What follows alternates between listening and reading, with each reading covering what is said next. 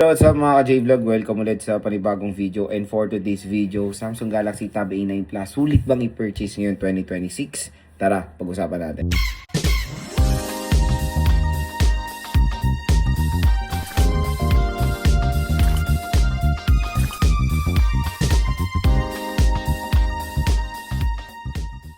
So yun mga ka-J-Vlog, it's 2026 and syempre, grabe no. First week pa lang ng taon pero grabe sila agad ang online platforms natin. So 1-1 sale, dumaan na pero meron agad sale. Payday sale. Sasahod na naman kayo mga idol. So syempre, when it comes sa mga murang tablet, meron tayo marerecommend sa inyo which is itong Samsung Galaxy Tab A9 Plus. So itong tablet na to ay grabe ang arangkada niya nung 2025. So ngayon 2026, syempre ito pa rin yung the best option na pwede nating ma-recommend sa karamihan ng mga consumers natin dahil bagsak presyo lang po ito sa online platforms. Pero I think available pa rin to sa malls. Pero nasa ano lang siya eh. I think nasa 10,000 plus pa rin to kasi ang SRP nito is almost 15,000 pesos. Sa online, napakamura. Dito sa ating product link, no worries, official store po ni Samsung itong nasa product link natin. So meron siyang presyo na 6 to 7,000 pesos for the 8 gig 1 to 8 gigabytes of internal storage. At hindi pa tayo nagtatapos dyan. Yun yung sinasabi kong price range niya. And meron pa tayong mega voucher na up to 1,000 pesos off pag clinic nyo yung product link natin dito. So tuloy-tuloy ang sale, tuloy-tuloy ang ligaya dito sa Samsung products na ino-offer ng Samsung sa online platforms. Ngayon kasing 2026, maraming naghahanap ng tablet na gagamitin for school, hindi lang school, business, for entertainment purposes like gaming or nanonood kung gusto niyo mag Netflix marathon, yung mga ganyan. Ito na ang perfect screen size na pwedeng ma-recommend para sa inyo, 11 inches na tablet. And syempre since 11 inches siya, iba in-expect mabigat malaki, hindi po. Slim type naman din ang Samsung Galaxy Tab A9 Plus. And in fairness for the build quality, feel pa lang nito, durable na talaga. And meron siyang single camera system dito. Again, ang camera kasi ng mga tablets, hindi naman sila more on nagfo-focus talaga sa camera performance. Kasi sino ba naman ding consumer ang gagamitin ito for taking photos, di ba?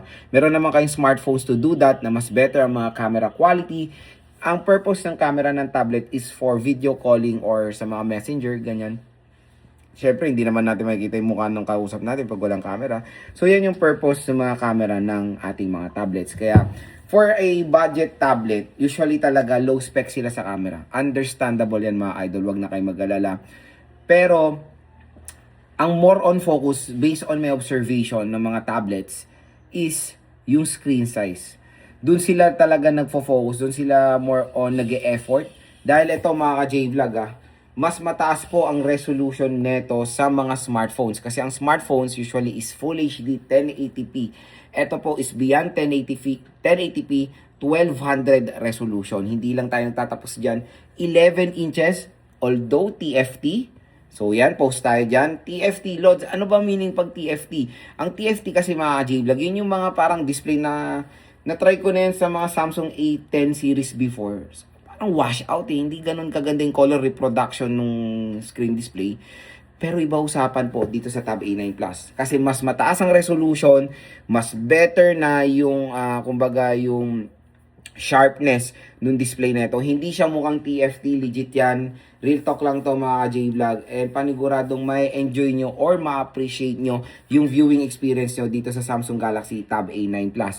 90Hz screen refresh rate pa to mga idol. So, mas better yung refresh rate niya. At ang nakakatuwa pa dito mga idol, dito sa Samsung Galaxy Tab A9 Plus is of course the processor.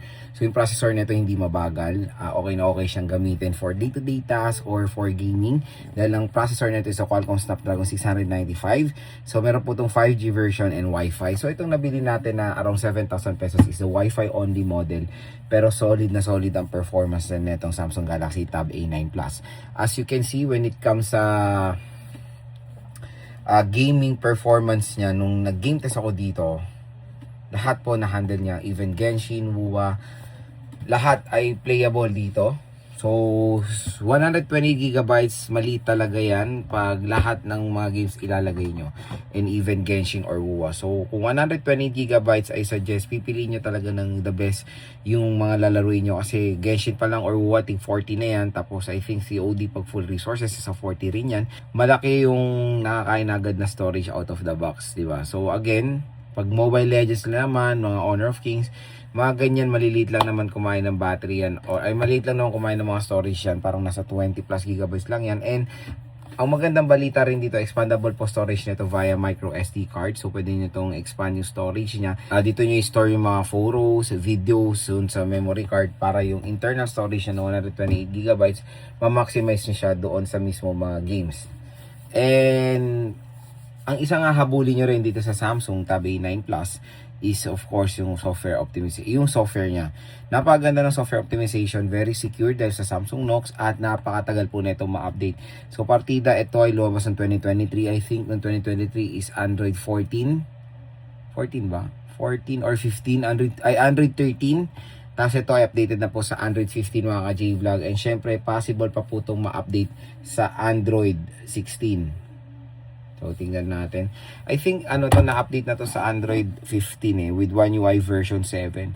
Pero malakas din ang kutob natin na ma-update pa to sa Android 16. So, yun yung maganda sa Samsung. Kaya nalabas sila ng 2023 or 2 years na. Nabebenta pa rin nila ng mas mura kasi yun nga, updated pa po yung OS. So, parang bumili ka na rin talaga ng bagong labas sila na tablet kasi updated po sa latest software nila.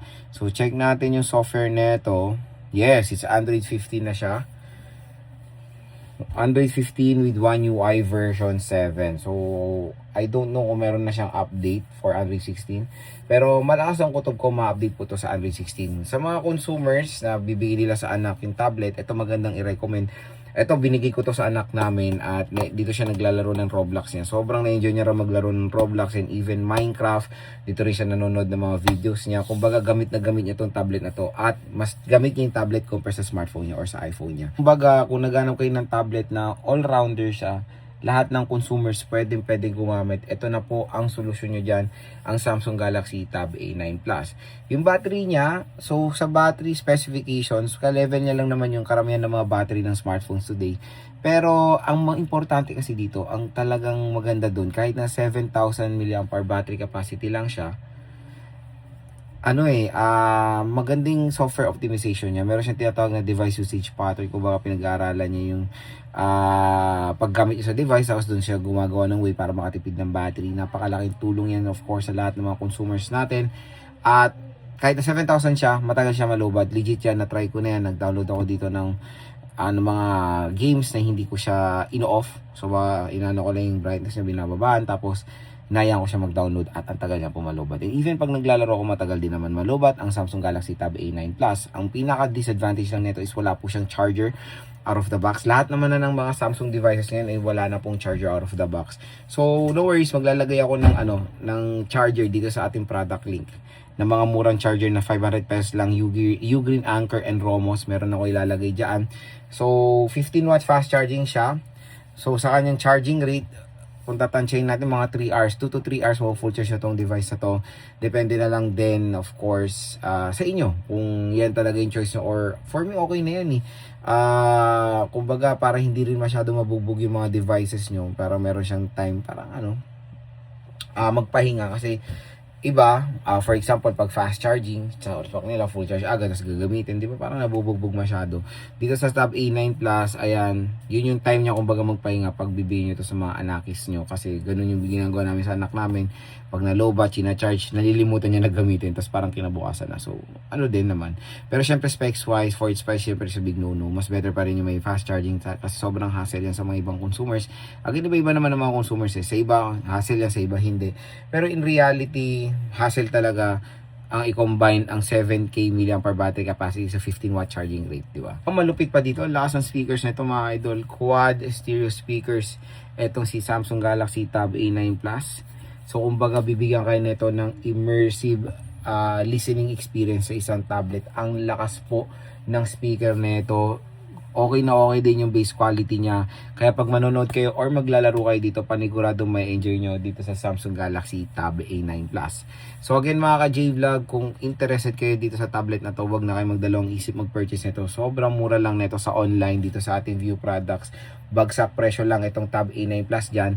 At no worries, pwede nyo itong makuha lang ng 7,000 pesos or mas mababa pa pag in-apply nyo pa yung voucher natin. Diyan na kayo bumili dahil official store po ni Samsung ang pagbibilan nyo yan.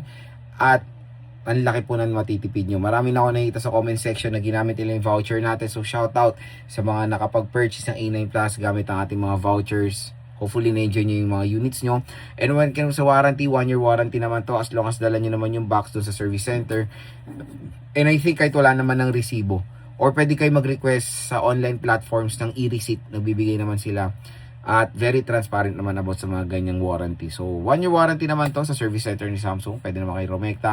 Pwede rin kayo mag-request ng resibo sa online platform. And I think, nakalagay naman doon sa baba, request e-receipt. Pwede nyo naman na yan pindutin.